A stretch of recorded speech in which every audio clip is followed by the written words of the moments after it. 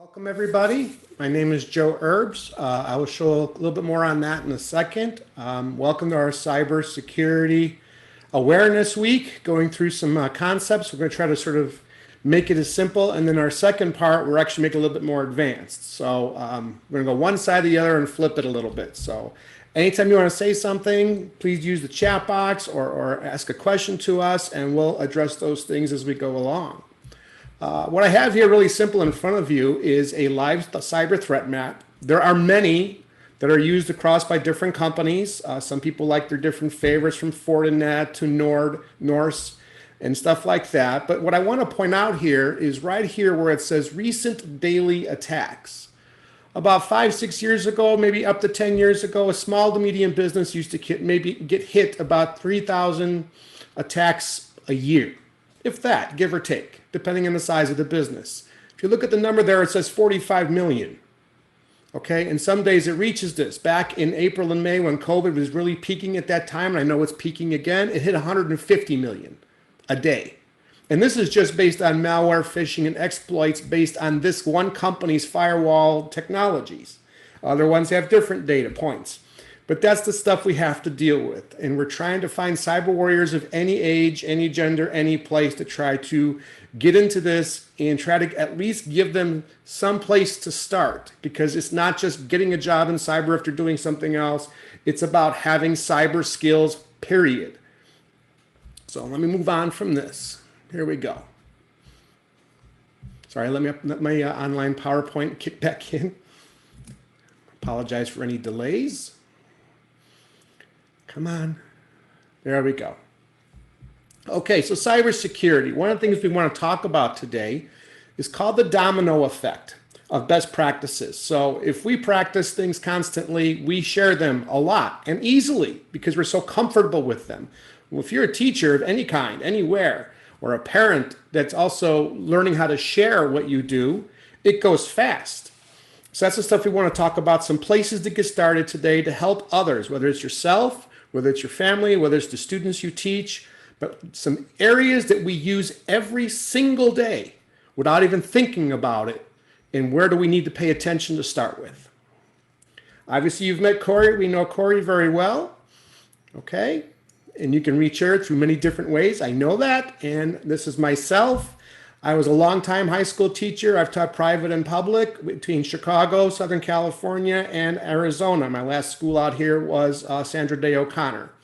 But then a lot of hands-on type teaching as well, whether it's IT, digital media, the Hollywood, university connections, all that kind of stuff. So doing this a long time, and I grew up with Atari, and I wasn't a gamer. I learned how to program for a while, and then I learned how to fix a lot of stuff and just ended up helping people, which ended up becoming cyber through the days of AOL. And you can call Verizon or AOL and get your passwords for free over the phone and all that kind of stuff. So I've grown up with all of this kind of stuff.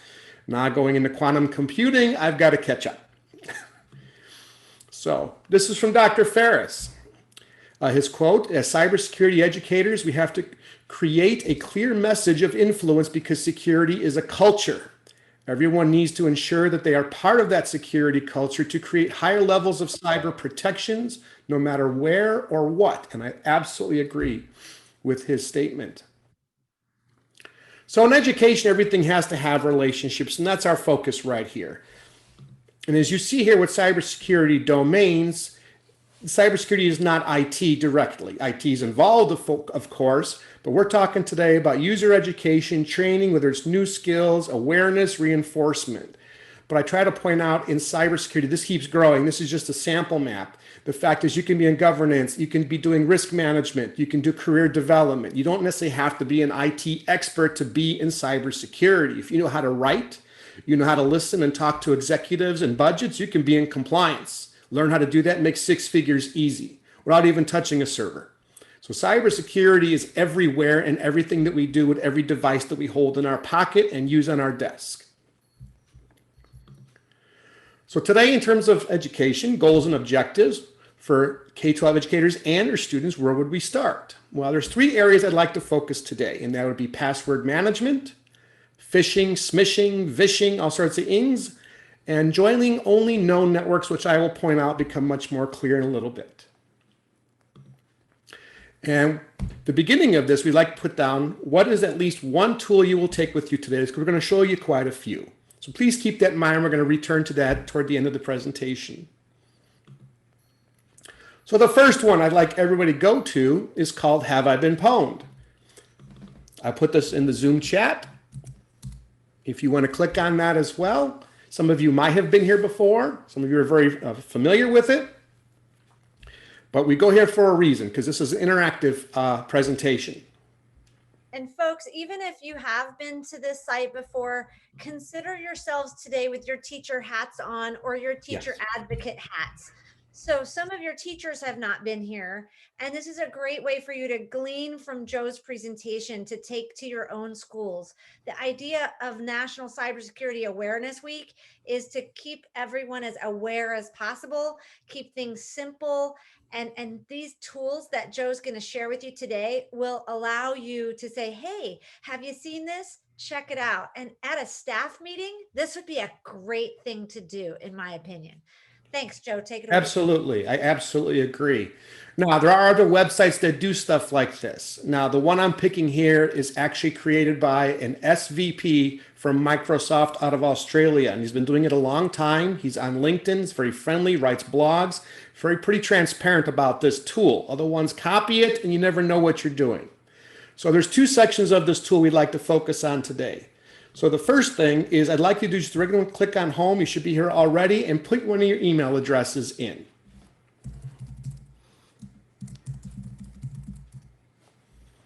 And let us know, whether it's the chat box or voice, if you get a green or a red.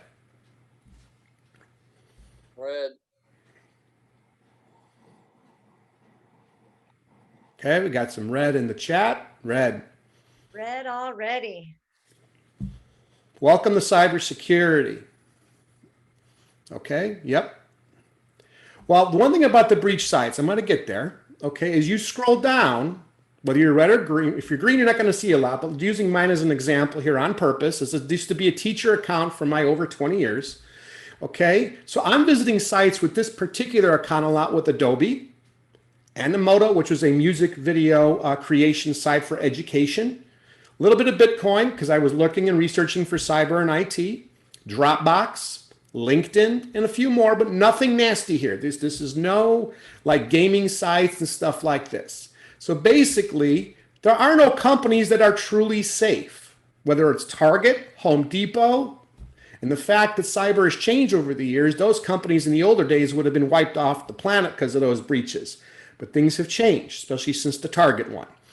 Okay, but I'm just showing you that you can go to these sites that we trust Adobe with all their subscriptions. We trust LinkedIn and Dropbox with lots of stuff. Okay, and they're not breached all the time, but breaching is becoming easier. And there's things that lead to called credential stuffing. So if you got a red one, you must change the password in your account. You should change it actually often. I know a lot of us, especially educators, get so aggravated / annoyed when that IT department in the middle of an exam somewhere, or you're prepping and you have to change it right now, or you have till tomorrow, including GCU.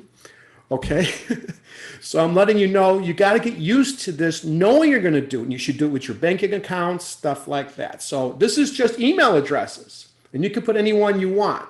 But already, if you got a red on one of them, you've been breached. Now, I didn't say hacked, but breached. Somebody else, the place that's holding your email address in a list somewhere got hacked.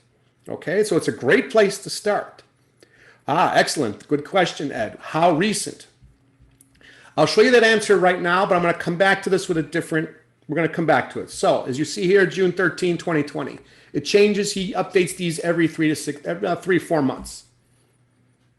Actually, with COVID, it slowed down, but before it was going pretty fast. Okay. And he actually responds if you actually reach out. Okay. So now, speaking of that, let me go back over here. So that's where we're starting. That's our starting point. The tool, please, a lot of stuff I'm going to give you today, please bookmark. Okay, so we're going to talk about this. And we're going to go back to that site in a second. Don't start going ahead too much. So the first you're going to talk about right now is password management. And the first section of this is better passwords. Not just changing your password, but actually creating a way where they're much better. Why? Well, if you're going to Wikipedia over here, okay, the last 6 years, 13 to 19, it's 1, 2, 3, 4, 5, 6. 1, 2, 3, 4, 5, 6. Or the word password. Actually, this past year, it went up to 1, 2, 3, 4, 5, 6, 7, 8, 9. QWERTY, I love you. Okay, 1, 1, 1, 1, 1, 1, 2, 3. Are people this lazy? Be real. Are people this lazy? Including network administrators, because they have to type a password in about 100 times a day, right? And it's getting worse now with the new security policies out there. So let's take a look. Hopefully in your tab you still have I been pwned? We're going to go to the password section. Now for you, and if you use this for students or other teachers, you never ever put your current password in a third-party website. So please check an old password if you're that curious. I repeat, do not use new stuff because cookies do not get erased unless you manually do it. And Chrome, Google Chrome, does not delete what you think it deletes. So let's try 1, 2, 3, 4, 5, 6. How many times people use this? 23.5 million plus have been caught using this password. Okay. So let's try the next one. Password. Almost 4 million. People use this. That's why they're ranked so high.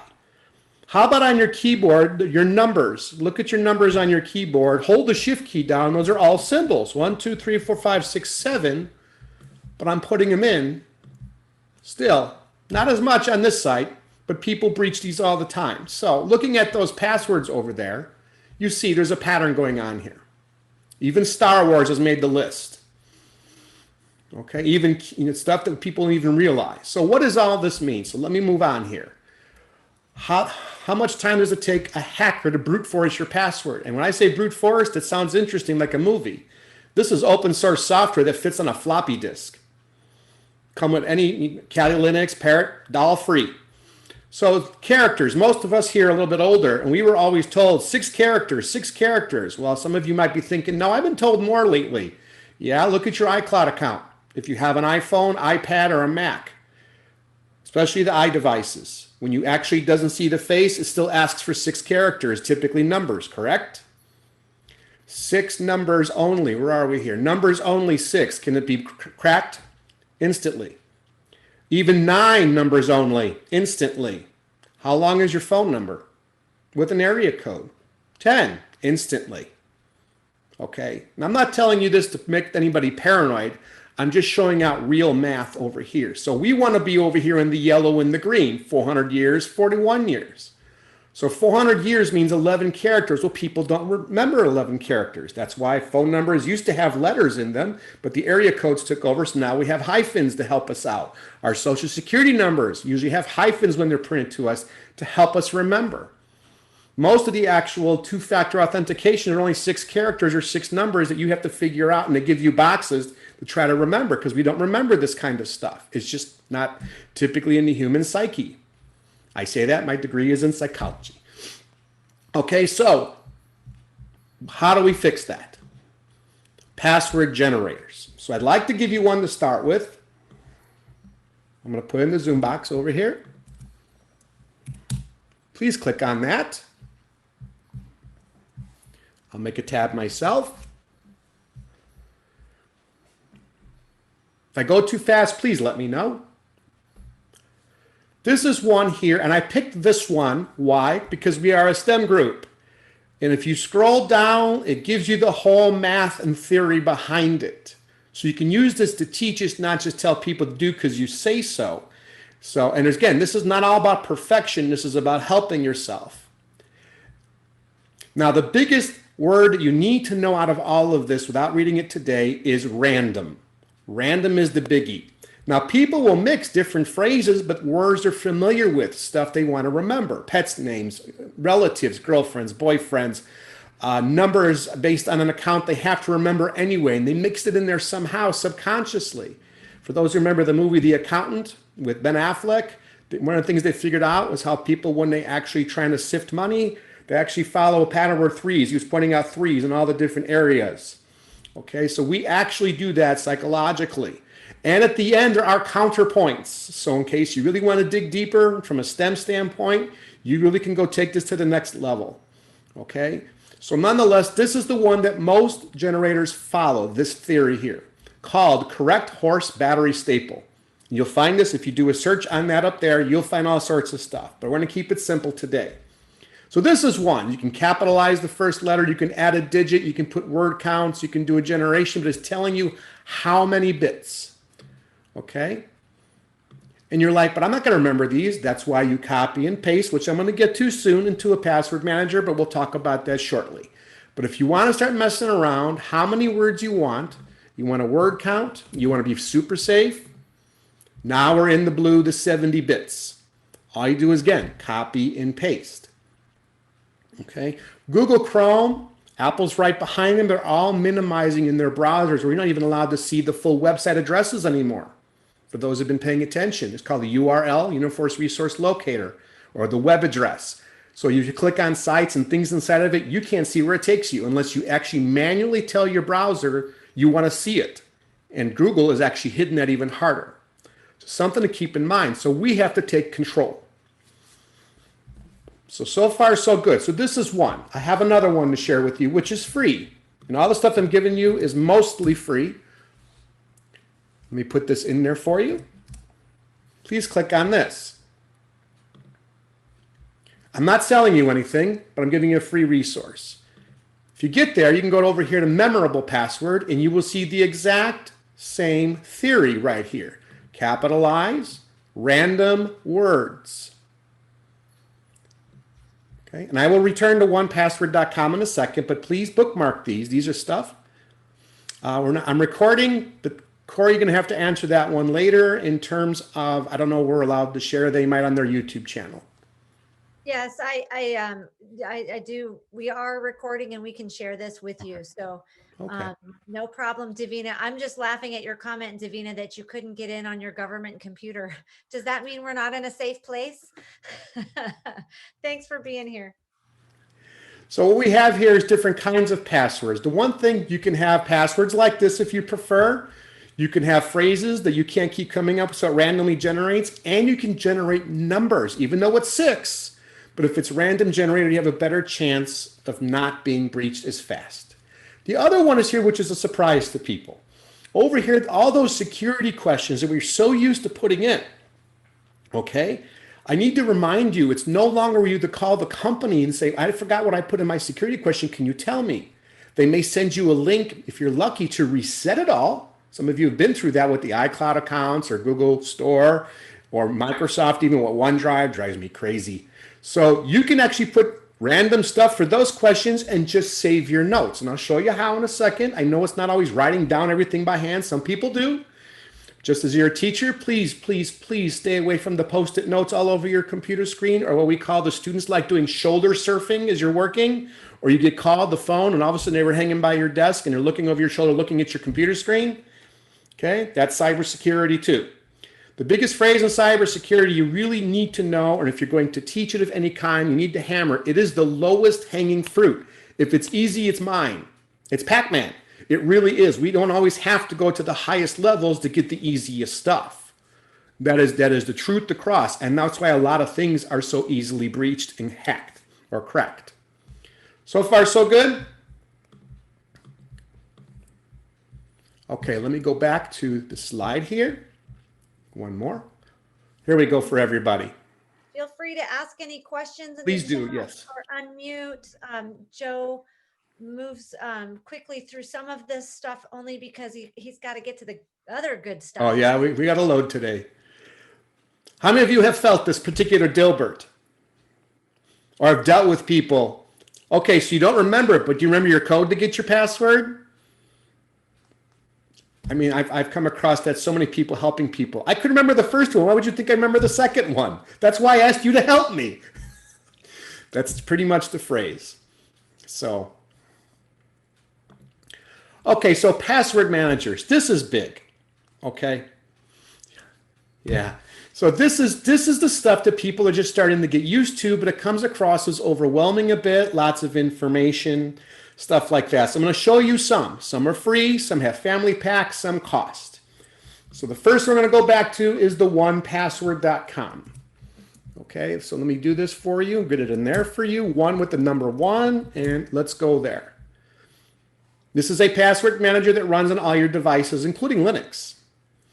Okay, and basically it collects everything, your passwords, it collects your secure notes. You can mark down anything you want, and it's sort of integrated as you keep using your system or your iDevice. It could be Android as well. All that kind of stuff is in here.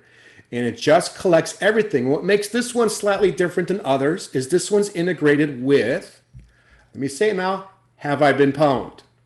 Which means the databases that which this password stuff collects, which is down here, is integrated with onepassword.com. So it will tell you, have you been breached already within this product? It will tell you if you used it too many times. It'll tell you if it's like really, really bad or really, really great. You copy and paste, you start getting used to this kind of stuff, and it just becomes a habit. It becomes a part of your cyber hygiene. Okay, so it's like washing your hands for COVID for that extra 20 seconds. After a while, you just do it to stay safe.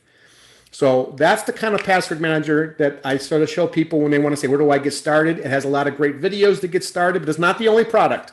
So I don't work for the company. Now, Troy Hunt, the man who makes Have I Been Pwned, is now a board member for onepassword.com. So there's a lot of integration if you're interested in those tools. Now, not all students can afford this kind of stuff, and I understand that. So I have other stuff to share with you. Another very popular one out there is called Dashlane. Very been around for a long time, also works across Wired, Tribune. Apple likes him, very, very good, pretty easy to use. Login everywhere.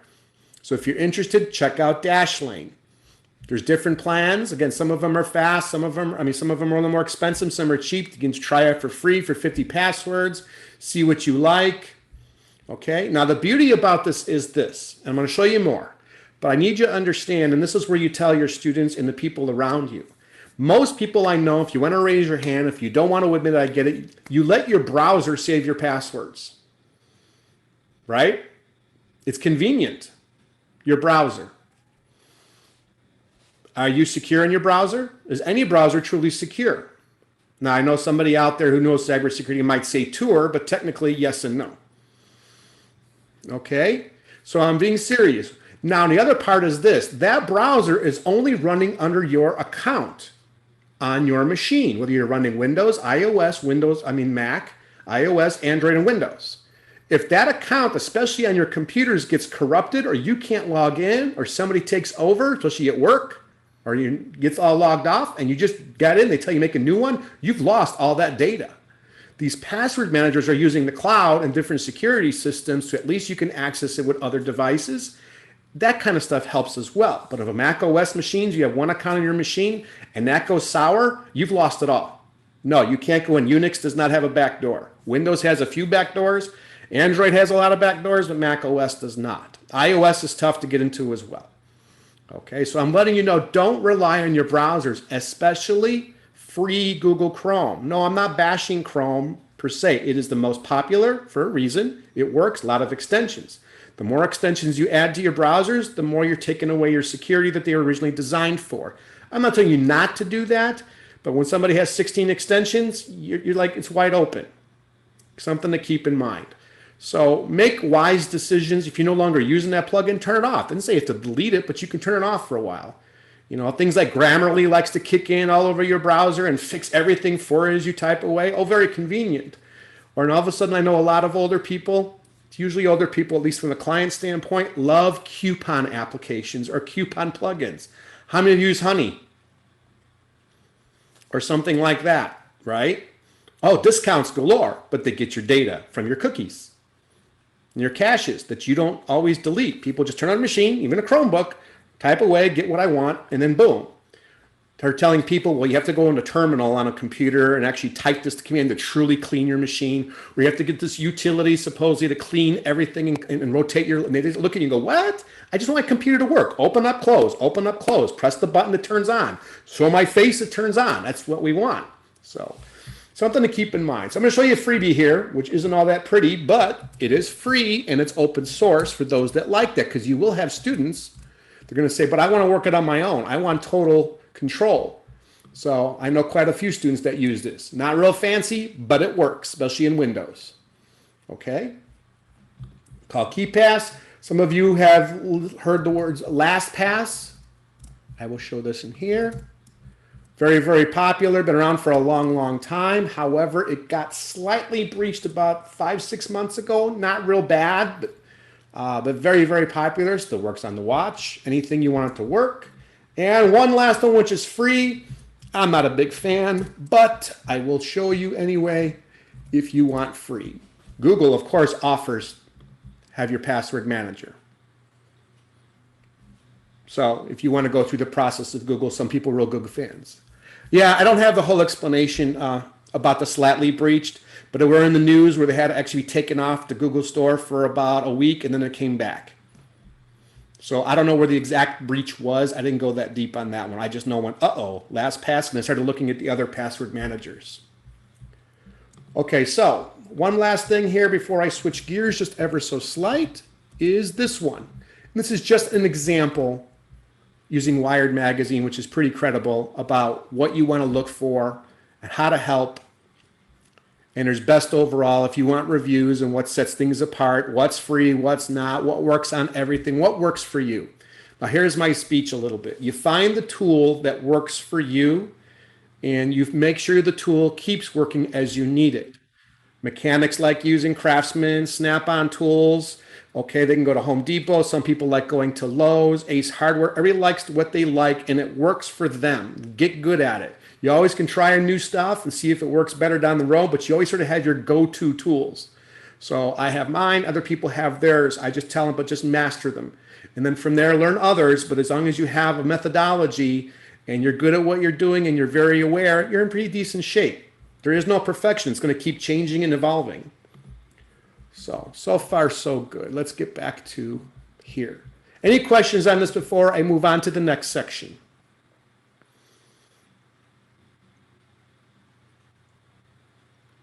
Joe, I'm not seeing anything in the chat right now, Yeah. but I will say, I forgot to let y'all know that if you would like a professional development certificate for this workshop, absolutely, just pop that into the chat and I'll know who you are and I'll get you a professional development certificate based on the email that you use to register with.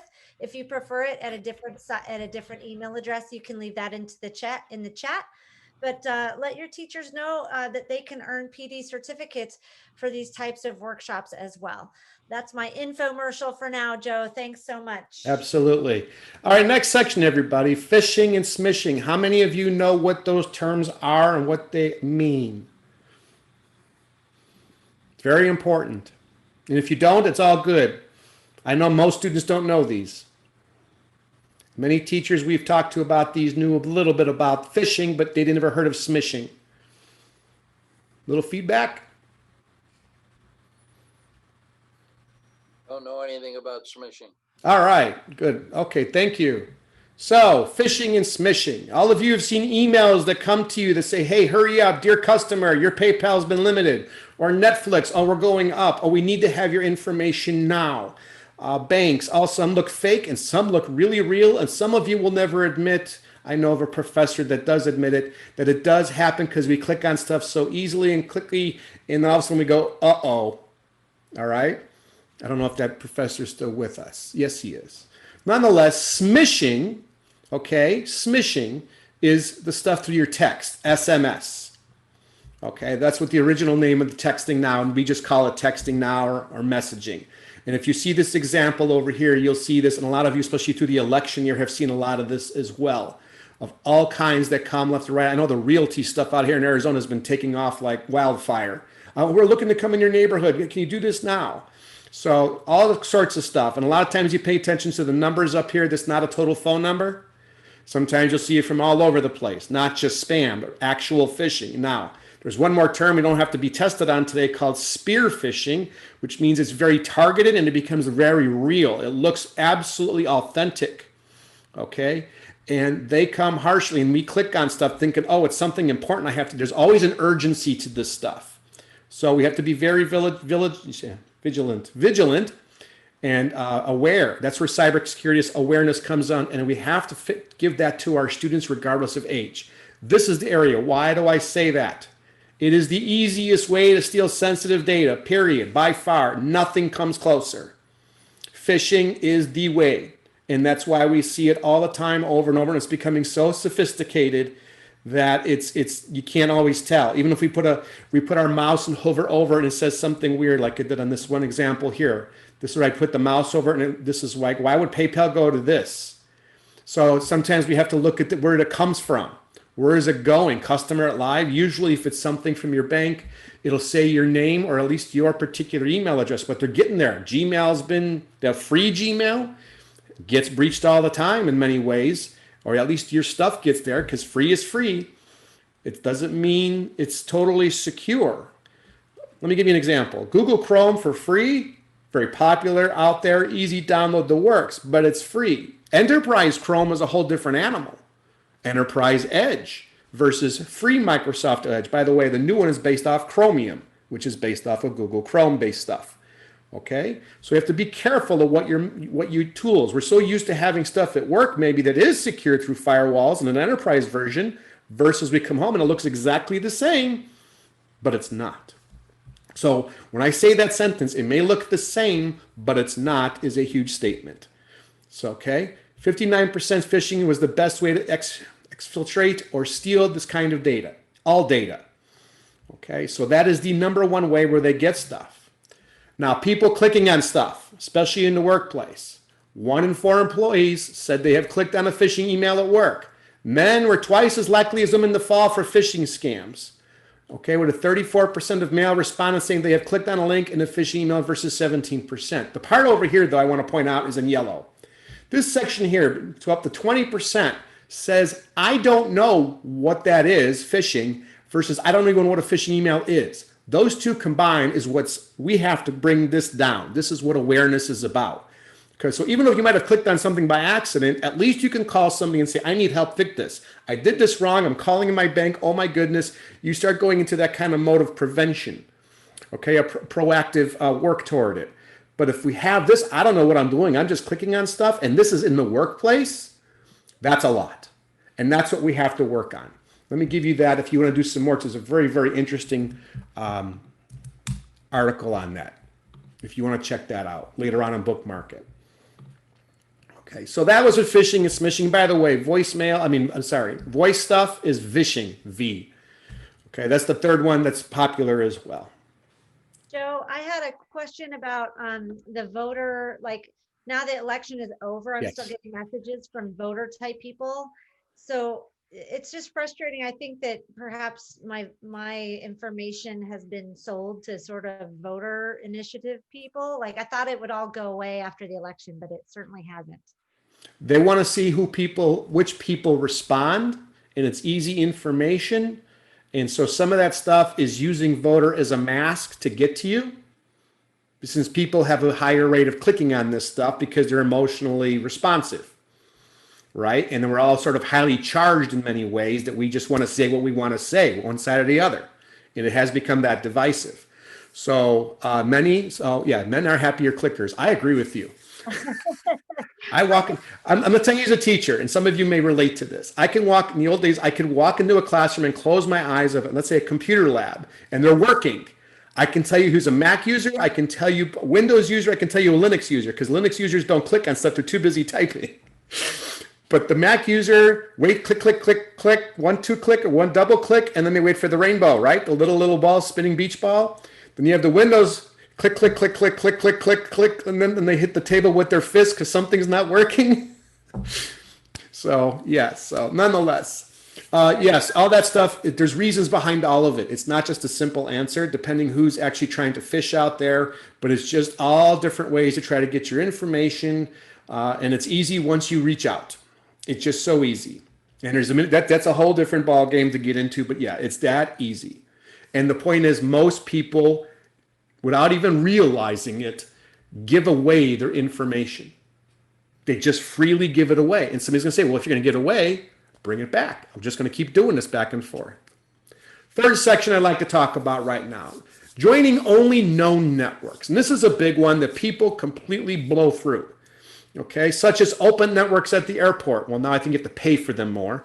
But let's say you go to the library. It should be safe. It's an open network. I go to McDonald's. It's AT&T's open network. I bought an AT&T phone. You go to Starbucks. Need I say more? Okay, so I want to talk about how to forget unwanted wireless networks, even if you join, how about a resort? How about going to Kohl's? Some of you know this. You walk through the store, your Wi-Fi no longer works. Okay? Or your cellular is like really spotty until you get to the actual cashier's machines. Then all of a sudden you get pop-up, hey, if you join our network, we'll give you an extra 10% off or 5% or give you Kohl's cash. Just join us and use our coupon and then use your card. But use our stuff to get there. Marriott's being sued for at least the third time, literally right now again, third time, and other ones as well, other places, Hilton stuff, for blocking not just Wi-Fi for yourself, but your own cellular network to force you to go on their networks. Marriott's #1 being sued constantly on this. And this is how they do it, and it's everywhere. So that's what I would like to talk about today. So here we go. Let me see. I'm going to give you the actual article that'll help you do this. I'm going to just give you some of the visuals behind it. Okay, so basically what I'd like to do is show you how to go find where your Wi-Fi is and how to forget a network. So in the first one I have here is iOS or iPad OS. You're actually on a Wi-Fi. You'll see your actual Wi-Fi connections that you've had. You have to click on the little I over here, the I, and then you can go forget this network. And then eventually it'll erase off of your systems. And there's more to this, so stay tuned on this. If you want Android, same thing. Wi-Fi parentheses, do you want to connect to open networks or not? Turn on Wi-Fi automatically. You have to make sure these things are set. What's convenient to the point of cybersecurity? If you walk around and connect to everything, well, you'd be surprised how many people, I mean shocked, how many people, especially children of any age, that do this. My parents love them to death. I have to preach this. Then they listen, then they get paranoid, then we get finally relaxed. Usually it's like the levels of grief, it's the levels of cybersecurity. So go through your preferences on Android. Windows, the new Windows now, some of you are used to the older Windows from 7 to 8, but over here, connect automatically. People love this. Okay, but see, it says secured, secure. So if you're at work, you're used to this. But if you're walking around with your laptop, or like many students do with their laptops and stuff, you got to make sure it's not automatic if it's an open network. Auto join is the other one over here, and most everybody has this on. I would bet if you looked at your phones right now, you have this on. Auto join or auto login, mostly auto join. How do you turn off a network saying auto join anything that comes your way? So if you go to the airport every now and then, are you going to auto join it and pay for it right then and there? Business people might have an account. That I understand. But I'm talking about open free networks. Sorry, there's a spammer right there in California. Okay, I have one more. One thing about those who have iCloud accounts. If you have an iPhone, a Mac, iPad, and you have one account, you join, let's say, a resort or an open network, it reflects on all of your accounts, all of your devices. So you have a bunch of stuff over here. Let's say Starbucks. Do you see it in the example here? Buffalo, Starbucks, somebody's family. And all of them say auto joins. Wherever you go, you're always connected. Oh, sounds fantastic. But when you're on one device, it's so convenient. You go to the other device. Oh, I'm connected automatically the last time I came. Do you really want that? Places on you visit. Again, family's house, a workplace. Okay. But do you always want everything to auto join and be wide open? These are some areas helping others and yourself take care of things. You also have other options. And this one over here is an example. You can have an administrator authorization to at least change the network. So if you're a person that's usually at work or home, but you want to change somewhere else, you want to make sure, remind yourself to ask you for your password to make sure you're being what's going on. Okay? So there's things to do here. You just need to pay attention, but that auto join and turning things on and off. So keep that in mind, especially if you're an iCloud user. So questions before I move on to the other one. Questions, comments. I have a lot more to show you, but I want to take a break here and everybody can breathe, stretch their legs, get a cup of, refresh your coffee really quick. I said to you before we started, Joe, I said to you that how overwhelming and confusing and changing the whole field is. and I can only tell you, you made it more dangerous. I mean, to pick up the knowledge you have and experience you have and your psychological profile says just a lot about you and how you can see through things. And I can tell you, there's no company that I go into that they would buy all this. Not because they don't, they just would overwhelm them. It would overwhelm them. They'd say, well, what do I do now? And I mean, then what I tell them, they need a whole bunch of people coming in to help them. It's very confusing. It is. It is overwhelming. I do agree with you. There's a lot to this. And part of the sales pitch behind those and the big companies does want to sow a little bit of confusion so they can sell their products too. Right. That's right. I mean, So that's what I mean. I'm trying to get to stability. And how do you get to stability in your school, especially high schools that I deal with? well, that's one of the things we're talking about today is if we can get teachers as a whole, not just through us, of course, but if they demonstrate the practices and talk about it more often in practice, where it's just a consistent conversation. That's where it's not, conversations start growing, saying, "But why? But I did this," and all of a students start coming up. But this is happening. This is happening, and it's not that the teacher has to know everything. It's just having a conversation. And as you know, teachers love to sometimes get challenged in a good way by their students, and they have to go learn something on their own and go, "Hey, I didn't know that." Now we're talking together. Now we have real learning going on, and now we're talking about true awareness. And does it take one-to-one for a while? Yes, it does. But after a while, groups start listening in and they start talking to their parents. And I try, as a teacher, I used to encourage them all the time, go home. I know it's a hard conversation. You get probably snapped at it right away. I ask the kids, how many of you actually know where your router is in your house? And I might get one or two. How many of you actually sort of know the password to control what your folks, because they don't want to deal with it and you are? And I'll give it one hand maybe. I expected more a lot, especially in IT or computer science courses, across the board. So it's like, but if you can talk about these things and you can say that next level, well, now that you're connected, dad, mom, or whoever's there guardian, can we make sure our password on our router is changed, just different? Can we just do these types of things? Do we have a plan at home in case something, now with COVID on top of it, do we have some sort of plan at home, simple as it is? I don't care if it's 2 pages of notes somewhere. In case something happens, we all have to do this online. How are we going to do this? Versus the get off, get on, get off, and I'm streaming and I'm gaming. So one thing I might give you an idea for all of us, an idea of a cyber safe school. We have to find one. No, but that's what I'm saying. Yeah. If we define one, yeah, and we become the organization that certifies you're a cyber safe school, that may go a long way because it would take a lot of work, but sooner or later, people are going to be harmed bigger and bigger by these violations. And sooner or later, every school will have a problem that's bigger than they know how to deal with. It's already started. School districts at ransomware. Yeah, it's not a matter of if, it's a matter of when. And that when is soon. John, thank you so much. Those are really good points. And I would also say that that's why we're having this workshop, because the more educated we are and the more we can educate our teachers that can then educate students, just like Joe was saying, students and children educating parents, to all of us have, as Joe likes to say, better cyber hygiene.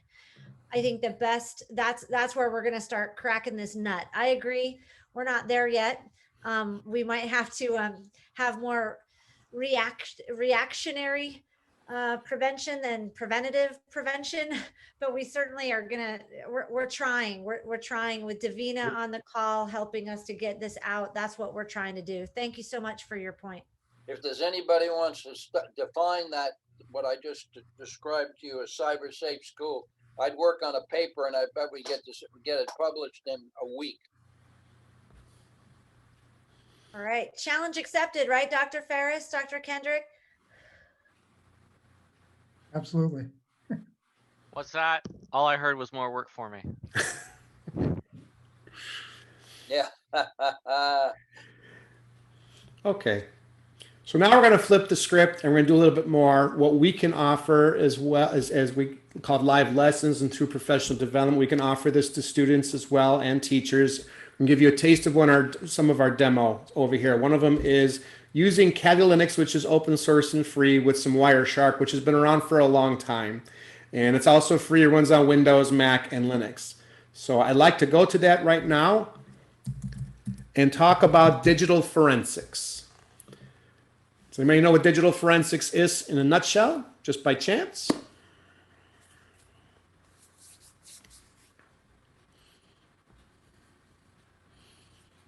I should play the Jeopardy music. Yeah. To Alex Trebek.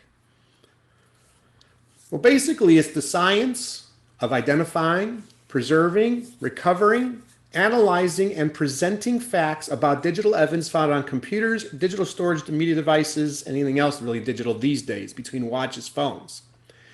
Okay, and we see this in our CSI TV shows. We see this all over the place in movies. We always usually see the hacker on the TV shows that comes and saves the day with the last minute hack of finding evidence. You know, TV shows like Bull does us a lot of it. And then we also used to see with the vans, they would be hacking into networks or things like this in a van for a week, stale coffee and all that. Now, you take a little Raspberry Pi board, you put it on top of a small little silent drone, go up 17 floors, sit there for 20 minutes, hack into a wireless network, come back, nobody knows. Life has changed quite a bit. Okay?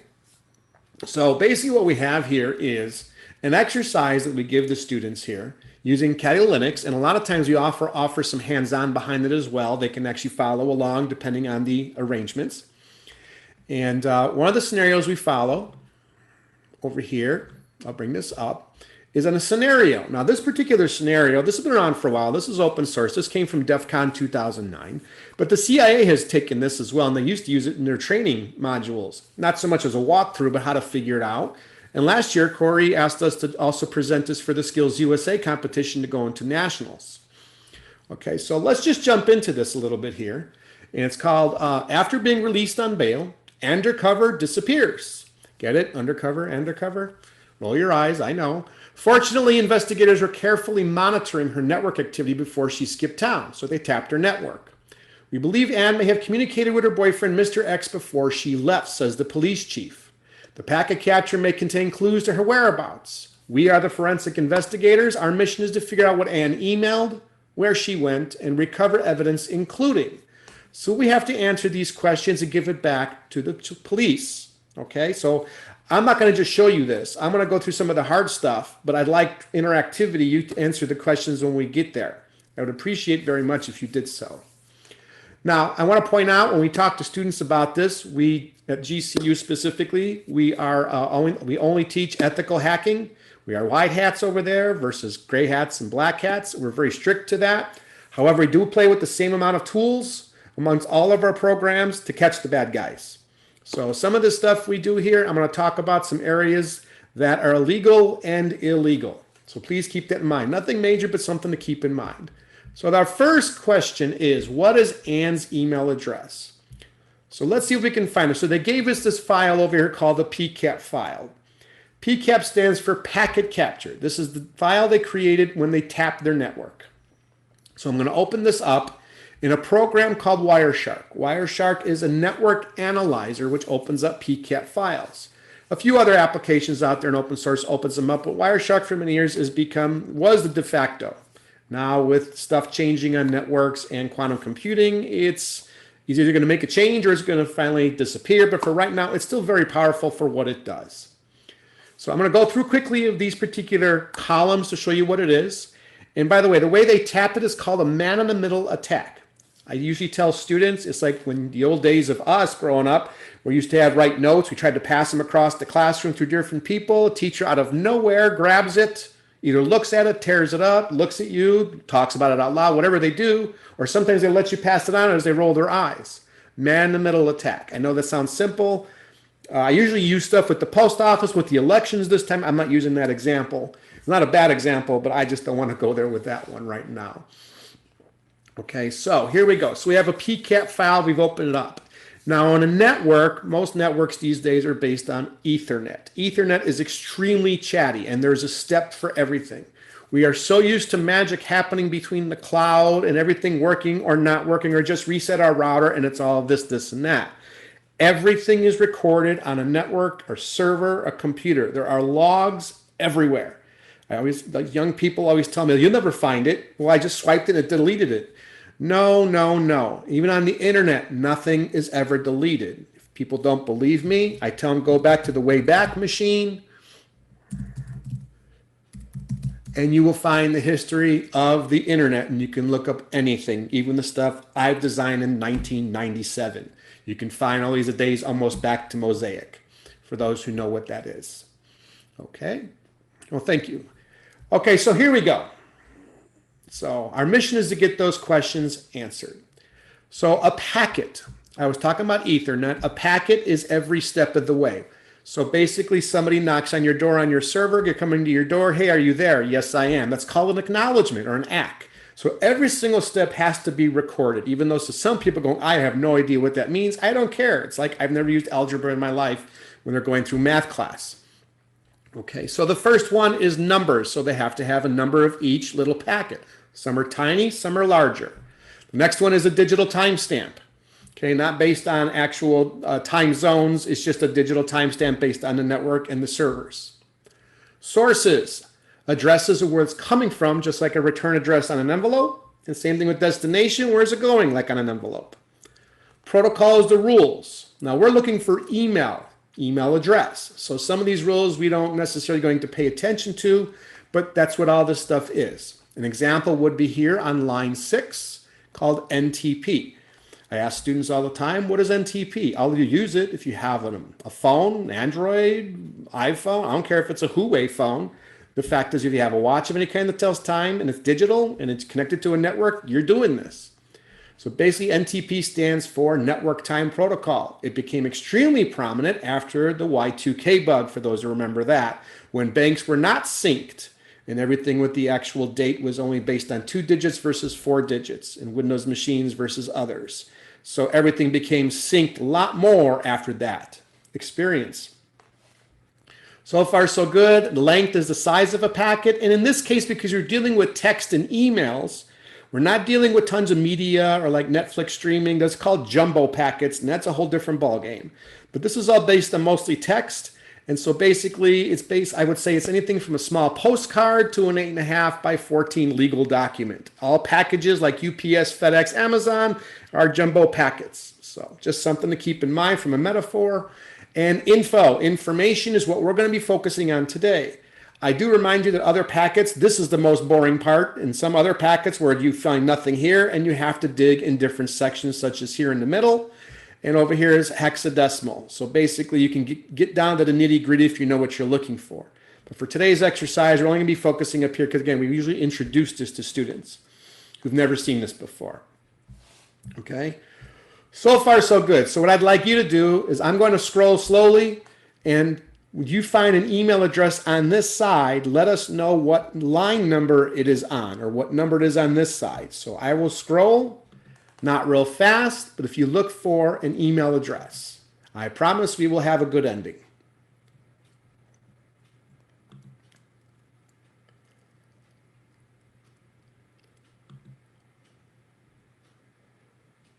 Notice after this, some information is starting to change a little bit. Some of you might be recognizing, you might recognize this. And some of this is just all big mumbo jumbo for the first time going, whoa, what are we doing here today? And that's the way students usually are anyway. Do you see anything yet? Can somebody volunteer and let me know if you see something of an email address? Up higher, I thought I saw one. Okay. B33@AOL.com. Okay, yep, I got, I'm going to go up just a little bit to see if you missed it. Right there, that CIA. But that's not an email address. That's a server address. Well, up higher. Up higher? Mail. Right here? Yeah, what is that? It's telling you we're getting closer using the email server. MX? Oh, yeah. Okay. So going back down, a couple people said line 69. Let's take a look. Right over here, 969. Yeah. Excellent. So real brief here. We have our line number, which is the packet number. We have the digital timestamp. We know it's an internal address. 192 is called Class C. Okay, that's typical. 192.168.1 in networking when you buy a router and basically set it up. That seems like that's what somebody did. It's not always, but typical. 64 is called Class A. I'm letting you know that's typically of a major company out there, usually an internet service provider. And so it's going outside of the network, outside of whoever's sending it. SMTP stands for Simple Mail Transfer Protocol. So it's a rule for email, which is good for us. So all these SMTPs are very interesting for us. 87 seems to be not real minimal, not huge. So something like a mail after C drive, and the mail is from Sneaky Geek at AOL.com. Do most of you remember what AOL was? I should say still is. It still exists. Good old American Online? Yeah, for me. Of course, Janet. Yeah. I still have one account with them myself, I must admit. I grew up with all that stuff. All the old dial-in. For those who actually, I asked the kids if they saw this little section in Captain Marvel, the movie, when they actually had a dial-in back in the 90s, and people was looking at them like, what's this? Off a CD drive. And we used to get all those AOL CDs. Okay. Okay, coming back to the present, we're going to follow this TCP stream. Real quick here, TCP is important because we know that's error correcting, transmission control protocol. I won't go too deep in network, but just so you know, this is very important, why we use a network analyzer such as Wireshark. Now here's the actual email with all of the headers, all of the stuff that usually our programs hide from us, which is a whole different presentation on why this is all important. But what we're looking for here, though, is 3 pieces of evidence that we have to give to either the court, we have to give to the police, we have to give to the prosecution and defendant to say this is reasonably Ann's email address.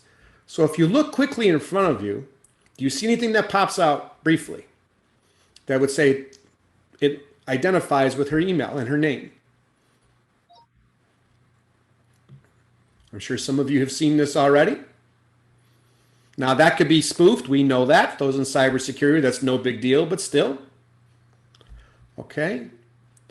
I would like to point out here, for the sake of time, she actually named her laptop. Today, most people don't.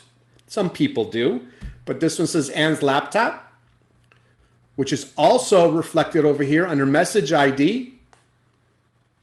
People don't realize that stuff is all over the place. And I'm going to scroll down. And the name of the subject of the actual email is Lunch Next Week. Let's investigate. It was sent to this email address. And scrolling down, here's the actual email. Sorry, I can't do lunch next week after all. I'm heading out of town. Another time. What did she do? She signed it with her name. So I think, would all of you agree, most reasonably, that this would be her email address, based on the information we have?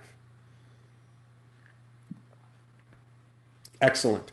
Okay, I'm going to speed up just a little now that you get a taste of this. The next question, so we know sneakygeek at AOL.com is the first one. Second question, what is Ann's email password? Why do we want this? I need some answers, please, because this actually is one of the core parts if you end up sharing this with your students. Oh, excellent. Worked on the AOL mail team. Love it. I absolutely do. But back to the question, why do we want her password? This is very important. The rest of the stuff I'll get through pretty quickly. So I can send mail like I was her. Okay. Do other people agree with that?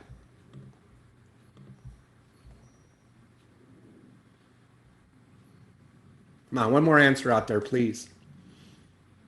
Yeah, getting the rest of her emails. All right, so back to the questions here. Is there anywhere in the narrative that you were asked to actually go into somebody else's email without a warrant? What is the scope of work? Your mission is to figure out what Ann emailed, where she went, and recover evidence, including. If you go into that email without the proper warrant or hiring, okay, you might get hired later to do it if they like what you're doing and they get a warrant. You have now blown this case, and now you will be prosecuted, probably civilly, maybe criminally, depending how deep you go, and you've blown up everything. Keep that in mind when we deal with cybersecurity. Stay within the scope of work. That's the difference between white hat, our curiosities in cyber. When we help people in IT, a lot of you, of course, have had experience just helping everybody else out there. We see things all the time we keep to ourselves. A lot of times we just see stuff and roll our eyes. I mean, we see our boss's stuff. We shoulder surf, not even, that's just the way we help people. But I'm letting you know right now, it's what you do with the information that makes legal or illegal. So keep that in mind. You make yourself a liability if you go outside of a scope of work. That's very, very important. Very important. Okay? That's my speech, but that is the truth. So briefly here. Okay? Now we're going to go a little bit more deeper. We're going to find her way to get in, but we're going to give that to the police if they want to go in, if the court allows them. So here we go. Do you see a process anywhere that allows us to authenticate, to actually get into this account? Okay? Do you see in particular area? Red or blue? Real quick. Here's a hint. So basically what you're seeing here, this person now, okay, if you look at this line here, is trying to get to the AOL, logging into AOL using Comcast.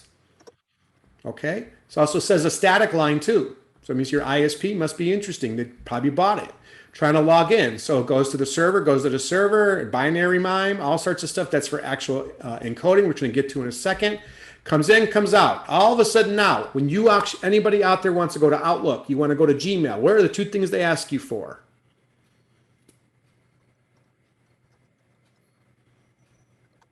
And you go to the page to log in for email.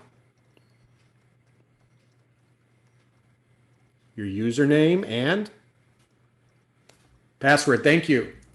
Okay, so here's your login page. I know this looks like gobbledygook. A server code, which I explained to you, an email server code says, all right, I recognize that you want in. What's your username? It's just encoded for username. We already know her username because we found her email address, Sneaky Geek, correct? So what do you think the next thing that server's asking for? 334. I recognize that name. You got it.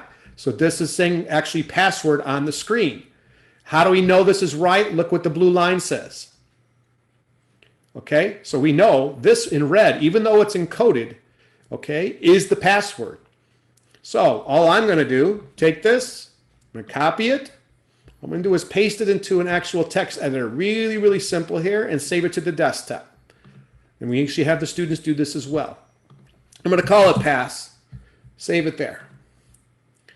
Okay, but I'm letting you know now, emails back then, after Windows Vista, AOL to a certain degree, everything before that was called clear text or regular plain text.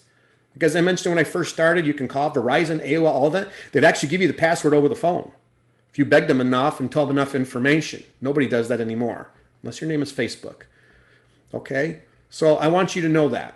So what they had to come up with is a bunch of engineers and rules of the internet says we have to have at least some minimal security. So that's created this thing called base 64 encoding. In the early days, it used to just mess up, especially in education, mess up attachments left and right. But it's been around for so long, nobody notices anymore. But especially with free emails and regular emails, and I'm not talking about corporate that has encryption and all that stuff and firewalls. Your free stuff at least uses base 64. Well, it's crackable. That's the thing, is free is not necessarily always great because this stuff's easy to do, which I'm about to show you. So how do I know it's base 64 besides later on I'll show you? But the thing is, if it has an equal sign, a plus sign, or a / sign, any of those three, it's base 64. And it's the only algorithm out there that's like that. Okay, so it's unique. So why am I using Linux? Well, because this stuff is built in these tools, which now you can go on the web and find, but it's much easier using this. So I want to show you base 64 as a tool. And in Linux, unlike the other Windows and Mac and everything, for every app, even if it's text-based, there's always a manual for it. It tells you how to use it, all the options, everything. Yeah, there's a lot of reading sometimes, but the point is the tools are already there. This is all free. So we want the first option here called decode based on the synopsis. So we're going to use the tool. What is the option? Decode, which is flag. This is called -D or flag D. And the file we just made. So really easy stuff. Okay, so base 64. Option D for decode. I saved the file to the desktop. I have to use capitals because Linux is sensitive to capitals and punctuation and spacing. And we named the word pass next to the file name. And just like that, in 2 lines, actually taking away the man, 1 line, I have her password. 558 rules. Do you see the 558? Did we not see an email address in there that had 558 at Gmail? Do you see a pattern forming? Well, who does she send it to? Now, I'm just showing you coincidences. It's not necessarily the answer, but seeing people use passwords with stuff they try to remember. All right, so we got 2 questions done. What is Anne's email's password? 558 rules. Next one, the boyfriend's email address. Well, we have a clue right here. It says it's Mr. X. So let's go see if we can find it. So I'm going to scroll down. For the sake of time, I'm going to speed up just a little bit and show you. We would scroll and you would find it and you would tell me, this looks familiar, doesn't it? Didn't we just crack that? Does this look familiar? Well, what do you know? This one, she's sending it to who? A Mr. Secret X. Okay, this looks pretty easy. Let's go take a look at the email. We got to find, information that this is probably her boyfriend. She sent it to him. Same login process. This looks all familiar now. Gobbledygook no longer. Coming down here to the actual file where she actually wrote right here. Hi, sweetheart. Bring your fake passport in a bathing suit. Address is attached. Love, Anne. She signed it again. Another biggie. So looking at our questions, Mr. Secret X, another AOL user. That makes it easy because it's also free and text-based. Okay. Number 4 question. What is the items that Anne tell her boyfriend to bring? Fake passport, right? And swimsuit. Fantastic. Where do you think they're going?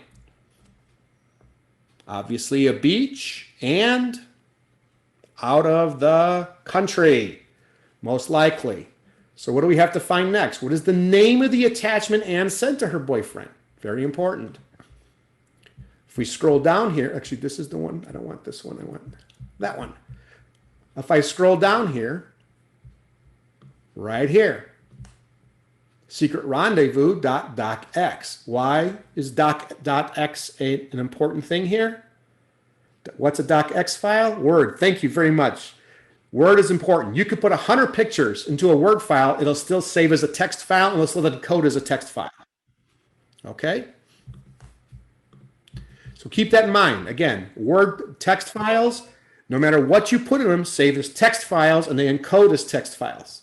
Big thing in cybersecurity, even though we're looking maybe for a picture or something, because she says it's attached. Well, there's huge encoded here. How is it encoded? Do you see a plus sign? Do you see a /? I guarantee there's an equals later, and it even tells you how it's encoded. Well, all right, we know how to use that tool. This is what we do with the students. So I'm going to highlight this whole attachment here. Scroll down. Same thing I did before, copy, go to a text editor, save it to the desktop. I'm going to call this one location or just loc for location. Okay, we can close that out. We can close this out. And it says we need to find out what city and country the rendezvous point is. Well, let's see if we open that up. Luckily, I can still use, let's go to this one. Here we go. Go back to that terminal. And in Linux, we use up and down arrows for history. So all I have to do is bring this back up for the same exact command and just change the file name because it's the same thing. Okay, well, what did that do? Well, let's go look at our desktop. I'm just minimizing things, and there should be a file there. There it is, LOC. I'm going to open this up. I'm sorry, why did it? Open up. Didn't want to open up. Let's try that again. Open up with LeafPad. I didn't paste it. Did anybody catch that? I thought I pasted it and I did not. Now, this should work. There we go. Oh, when we do that, Kali Linux and the versions of Linux does not handle XML files. exchange markup language, very popular in many apps. So we have to convert it to something else. So luckily in Linux, I'm going to just clean this up. Linux, we don't have to go to Word and export and share. We just use a simple command and make sure we give it a Word extension so we can open it up in Word. Notice how the file just popped right there? Don't you wish Word was that easy? Open it up. Meet me at the fountain near the rendezvous point. Address is below. I'm bringing all the cash. Hey, we have a confession. And we have exactly an address. I mean, this is too easy. In cyber, I want to point out to you, simply, sometimes it's needle in the haystack, and sometimes the haystack is just overwhelming. But sometimes you find the needle, and it is golden, and things lead to another quickly. So that's why we do these types of exercises, because it does do that, and they have teams working on this stuff to finally find it. And as soon as you click on it, most often you get through it. That's why students like practicing on CTF games and stuff like that. So we found out they went to Mexico, Playa del Carmen. They went to the beach. She has all the cash. Guilt, guilt, guilt. Slam dunk. Okay. Now, real brief here. I think I have a little bit, almost, literally 2 minutes, if that. We have to report this information back to the police chief. We just don't hand over a map. So my question to you is, it says over here, what is this? We have to use a hashing algorithm of the attachment and sent to her boyfriend. My question to you is simple. We have two files over here. Sorry. We have the original we couldn't read, remember? And then we have the we just looked at. Which one do we send?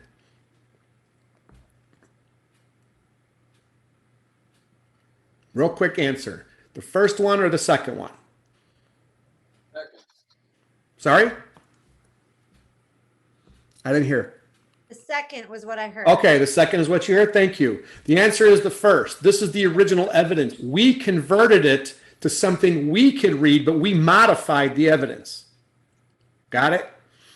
Please keep that in mind in certain things. We added this so we could see it, which they asked us to do, but we have to give them the original. Just because Kali doesn't have XML doesn't mean other machines don't. So to deliver this, they asked us to use a specialized tool, which is a hashing algorithm. We saved it to the desktop, the original file, boom. So we give them that file with this hash number, which is a digital fingerprint called for file integrity. I'm summarizing, there's a lot more to it, but file integrity. Why they would choose that one, I don't know, but still. So that way, that number stays with the file. If those who'd actually noticed, have I been pwned, the download those files had a hash to go with it. So that means the prosecution gets this file and the defendant gets this file and the police get this file. That number, if it's changed, that file has been tampered with. So that's what this is about. And the other thing they want to do is take the map and copy and paste it into a new file and give another number for that. I don't have to do that in front of you, but that's the exercise, okay, of actually being part of a team to figure out and doing investigations and digital investigations, which they would actually do with law enforcement. And like I said, the CIA has used this exercise for a long time in different versions and different forms, but basically, and there's a series of this through DEF CON all the way to this year, where they've used the and to cover series to make it harder and harder and harder and harder to crack as competitions. So I hope I got to share something a little bit more from beginners to a little bit more advanced. And that's what we have. And we have a few other announcements. A Gen Cyber Camp that thank you to Davina and her crew for helping us fund that through a Gen Cyber grant. GCU Live Lessons. I know I've connected with a couple of you before in the past, but GCU Live Lessons are an opportunity. So one of the activities that we do is the one that you just saw that Joe ran through.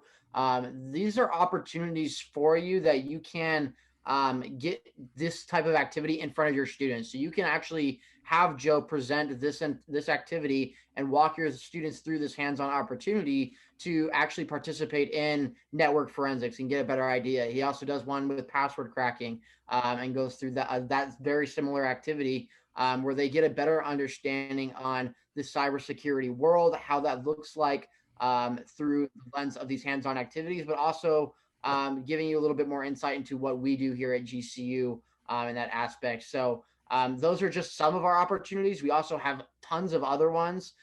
We have computer programming activities. We have computer science activities.